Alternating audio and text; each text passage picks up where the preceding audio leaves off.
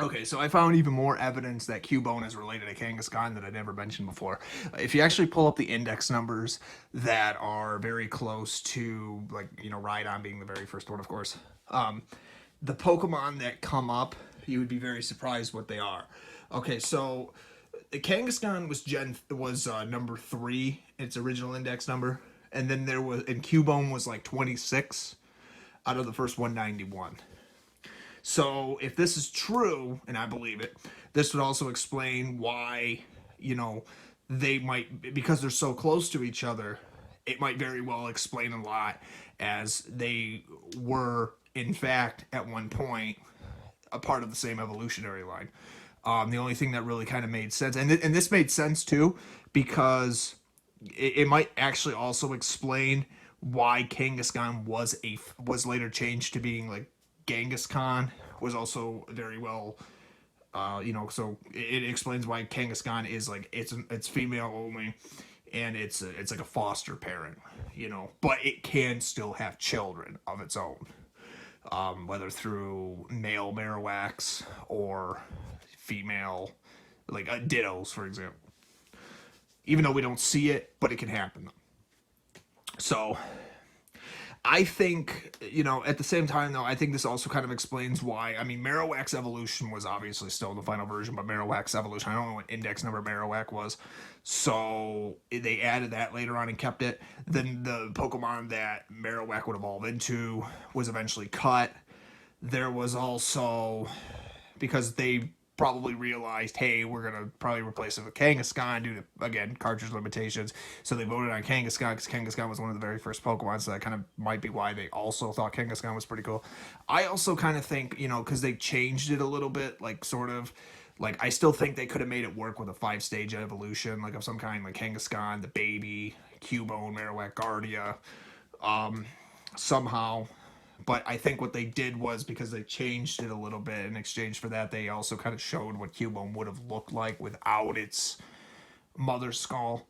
But it raised the question, like, how the hell was Cubone and Kangaskhan related? You got to really think. I mean, it was enough to confuse a lot of people over the years, especially because we didn't have too much proof, like, what the alternative was. Or, I mean, if you really ask me, I still think the Kangaskhan and Cubone, baby Kangaskhan is obviously got a mother, and so does Cubone.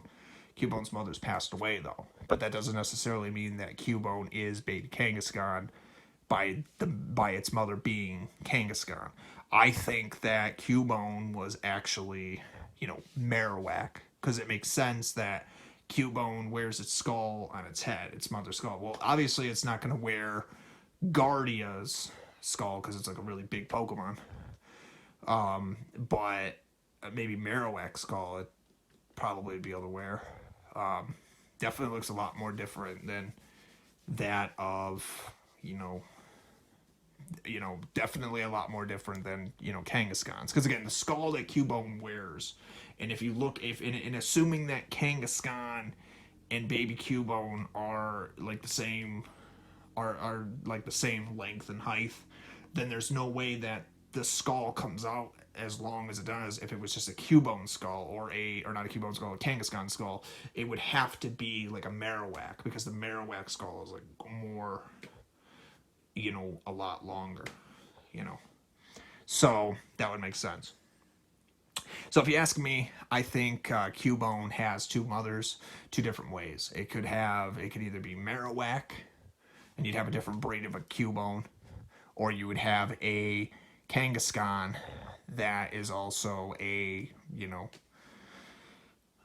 that has its own children, or maybe it just somehow adopts a foster parent, a baby Kangaskhan, and then obviously, takes care of it. So how that works is, it's probably better, it's probably more predictable that Kangaskhan is taking care of a tribe. That's why it's kind of a lot easier to think that maybe Marowaks and they all gather together somehow. Even though, despite what they say that Kangaskhan is a very rare Pokemon, maybe it is seen in certain tribes, like hidden somewhere. But it's, they definitely, for breeding purposes, keep like very close by, because it fosters a child, but it also probably gives birth to children too under some circumstances. I could see that being a thing. So you know, mother's love for her children makes sense, especially its own child. But yeah, I think that makes a lot more sense. So evidence would say, I would definitely say that it makes a lot more sense that, you know, they just move things around and due to cartridge limitations cut things, but they still kept most of it the same. Like a Kangaskhan is still a foster parent, but it's what it looks like without its skull and everything. So, you know, yeah, Cubone's definitely still kind of like a boxing kangaroo, but it also is a Pokemon that looks the same compared. Because again, if you look at its body, the rest of its body that's literally naked out in the open, it especially some of the color schemes, it has to be the same, sort of. And not to mention, they changed the baby Kangaskhan to look a little bit more different, which is even more proof that a young baby Kangaskhan is not the same color as a Cubone. And some people might actually want to argue that maybe Cubone is just a little bit more grown up, and maybe the baby Kangaskhan could have evolved in a Cubone, and maybe that's true. But it would take but it depends on the situation where, you know, is Cubone still got a dead mother, and would that Cubone have gotten a little bit older? I think it's possible. But I think, you know, granted that what we've seen with the, you know, the ghost of Marowak, you know, again, Lavender Town, that's kind of something that's kind of hard to argue. You know, Cubone's mother could have been Marowak. Makes sense. I think it's actually a lot more plausible to believe that as far as Cubone goes, that would have been its mother. But at the same time, though, it could have still have been given birth based on a Kangaskhan, but its life would have been a lot different, and it wouldn't have wore a skull, but it would have still been the same kind of Pokemon, but just a different breed, a different crossbreed, rather. Or if you want to take, like, the Ditto theory, where, you know, the scientists were... This is kind of when I kind of sort of envisioned, where, you know, the Dittos were released into the wild. Kangaskhan's were breeding with Dittos, male Kangaskhan's. Because, again, you know, it states that Ditto can turn into any Pokemon under any circumstance, even if it doesn't sound politically correct. And Pokemon has definitely had moments that might not make sense, but it could happen, though. So, what's, you know, like a female Kangaskhan could breed with a male Kangaskhan, which even though you can't catch a male Kangaskhan, but you could sort of envision a male boxing kangaroo. Makes sense. So Ditto could definitely rearrange its molecular structure just enough that it could create purebred Kangaskhan's. I do believe that.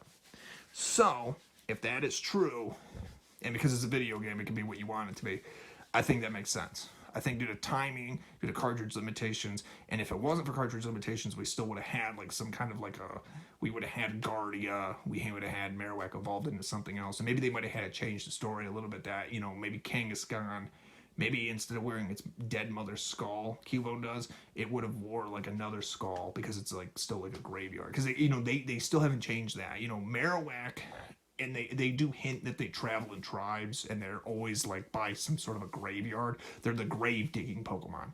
So it's, and it kind of makes sense too because, you know, Cubone is a ground type. So it does live on the Earth's soil, and it could very well, you know, be digging around, kind of like a Sandshrew, for example, where it's, you know, it grave robs, you know, it finds bones, it keeps them, it uses to attack with them.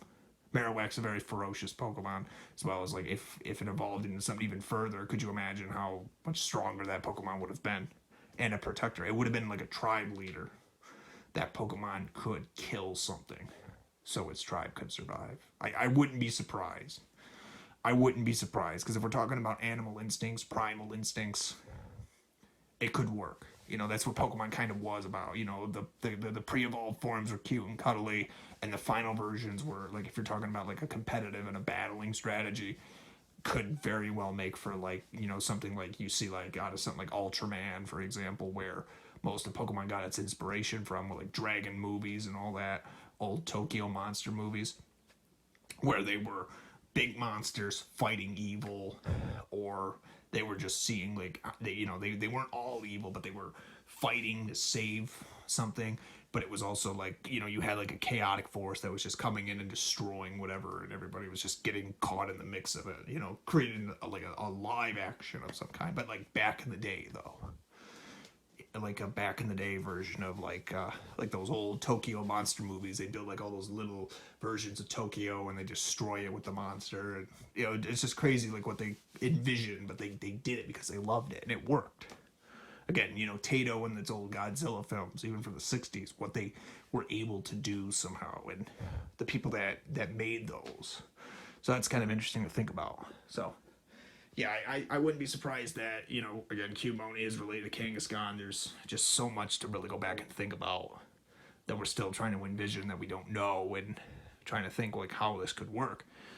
And so, yeah, it's interesting. So if I find any more, I'll make more information. I'll make a video about it. But until then, again, subscribe if you're not already, and just look forward to it. So have a wonderful day. If you have any requests, let me know, because you know, you might know something I don't, or maybe you want more information regarding it. So that'll be cool too.